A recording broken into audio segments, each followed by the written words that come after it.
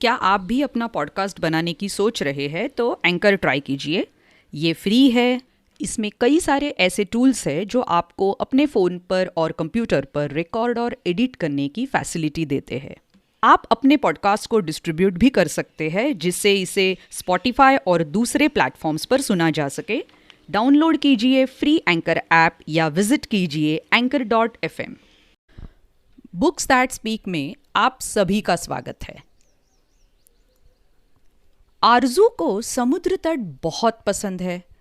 उसे साफ सुथरा बनाने का उसने पक्का इरादा किया है, पर यह काम तो बहुत मुश्किल है। चलिए जानते हैं कैसे अपने दोस्तों और गणित की मदद से उसने इस समस्या को हल किया। कहानी का शीर्षक है समुद्र तट का सफाई अभियान। Original story the big beach clean up by प्रथम बुक्स। कहानी लिखी है चंदिनी छाबरा। चित्रांकन आशा सुजन एलेक्स। हिंदी में अनुवाद पूजा बहानवाल। कहानी सुना रही है आसावरी दोषी। आरजू को दुनिया के किसी भी स्थान से अधिक समुद्र तट पसंद था। वहां वो अपने पसंदीदा जीवों को देख सकती थी, अपना मनपसंद खेल खेल सकती थी और अपना पसंदीदा पेय यानी कि नारियल पानी भी पी सकती थी। वो अपने सबसे अच्छे दोस्त उम्मीद के साथ जितनी बार भी जा पाती समुद्र तट पर जाया करती थी। एक दोपहर उन्होंने ताता को अपनी नारियल की दुकान सजाते हुए पाया। ताता, ये कौन सा समुद्र तट है? एक तस्वीर की ओर इशारा करते हुए आरजू ने पूछा। ये तो बहुत साफ और सुंदर है, उम्मीद ने कहा। ताता ने उन्हें बताया कि किस तरह वो इसी समुद्र तट पर बड़े हुए थे। वो नंगे पांव खेलते थे और कांच या कचरे की चिंता किए बिना रेत पर झपकी लेते थे।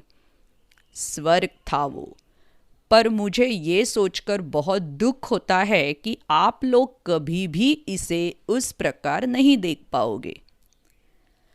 अगले दिन स्कूल में आरजू ने अपनी पूरी कक्षा को ताता की पुरानी तस्वीरों और कहानियों के बारे में बताया। उसने बताया कि कभी समुद्र तट कितना सुंदर हुआ करता था। हमें कुछ करना चाहिए, मेरे पास एक उपाय है। सभी लोग मदद करना चाहते थे। आरजू ने उन्हें अपना बनाया हुआ नक्शा दिखाया। उसने पूरे समुद्र तट का नक्शा खींचा था और उसे 4 बराबर भागों में बांट दिया था। योजना थी सभी लोगों को 4 बराबर समूहों में विभाजित करना। चूंकि कक्षा में 16 बच्चे थे, इसका मतलब था कि प्रत्येक समूह में 4 बच्चे होंगे। प्रत्येक समूह समुद्र तट के 1/4 हिस्से से कचरे को इकट्ठा करके अलग करेगा।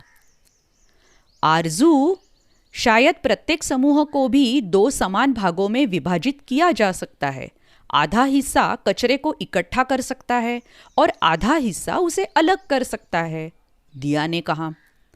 ये तो बहुत बढ़िया सुझाव है, आरजू ने जवाब दिया। 4 का आधा 2 होता है, इसलिए हम में से 2 कचरे को इकट्ठा करेंगे और 2 अलग करेंगे।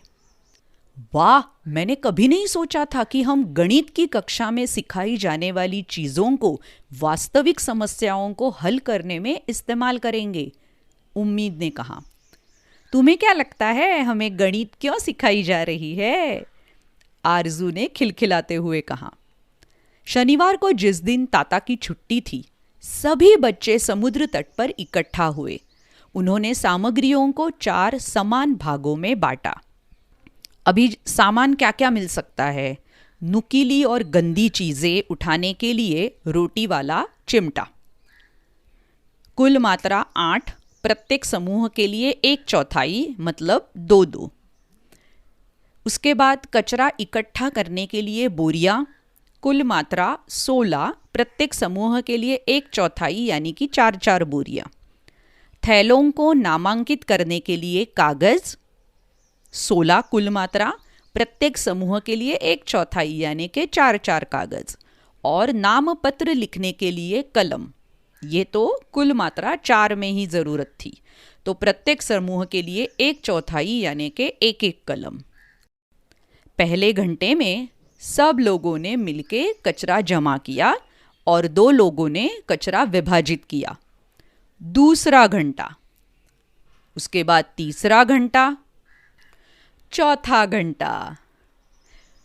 सूर्यास्त के समय अबू वादे के अनुसार कचरे वाले ट्रक के साथ आए। उन्होंने ट्रक में भरने से पहले सभी बोरियों का वजन किया। बच्चों ने 120 किलो कचरा इकट्ठा किया था। 30 किलो कांच और कागज है जिसको पुनः चक्रित यानी कि रिसाइकल किया जा सकता है। उन्होंने कहा 120 किलो में से 30 किलो, ये तो 1/4 है।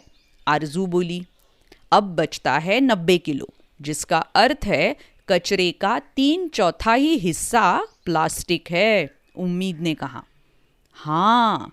अबू ने हामी भरी। हम इसे ले जाएंगे और फिर से अलग करके देखेंगे कि किन चीज़ों का पुनःचक्रण या पुनः उपयोग किया जा सकता है, यानी कि रिसाइकल या रीयूज किया जा सकता है। बाकी लैंडफिल में जाएगा। रविवार की सुबह सभी लोग जल्दी आ गए और ताता का इंतजार करने लगे। सरप्राइज! इतना साफ सुथरा समुद्र तट देख के ताता की आंखें भर आई।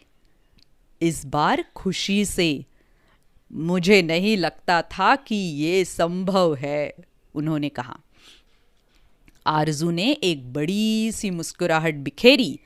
सब कुछ संभव है ताता, बस थोड़ी सी मेहनत का काम था और थोड़ा गणित, उम्मीद खिलखिलाते हुए बोला।